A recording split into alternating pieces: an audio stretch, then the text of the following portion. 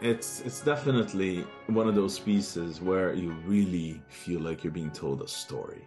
So when you're listening to it, it's magical that Liszt pretty much reinvented the piano concerto genre with this piece.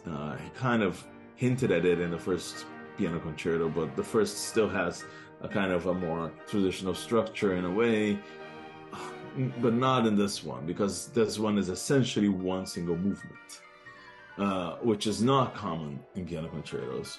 What you have is usually a fast, big first movement, then a slow second movement, and then a fast finale. And you still have those elements in this piece, more or less. A middle movement, middle section that is slower, more lyrical, and outer sections that are much more lively. However, the way he puts things together is completely different, and it's very, very much like a symphonic poem.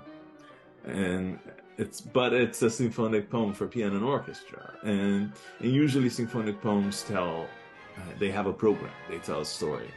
There is no official program for this piece, but to me it's very, very clear that it's some kind of love story being jeopardized by war or by adversity or whatever you call it.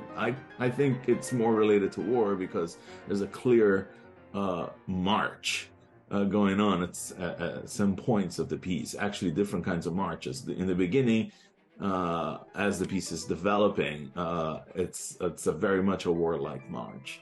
But then later, there's another march which is more of a triumphant march.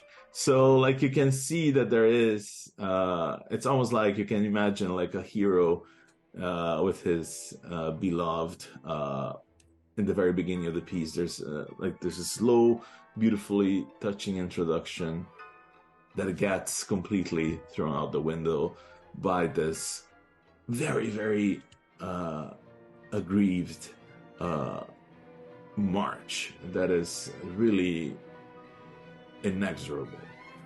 And then at some point, we have this middle movement, or middle section, as you call it, completely interrupts the action. It's almost like you're doing a huge, huge flashback to a love scene or something like that. But then that kind of gradually brings us back to reality, and you find yourself in the midst of a triumphant moment. So, and then from there on, it's just pure joy.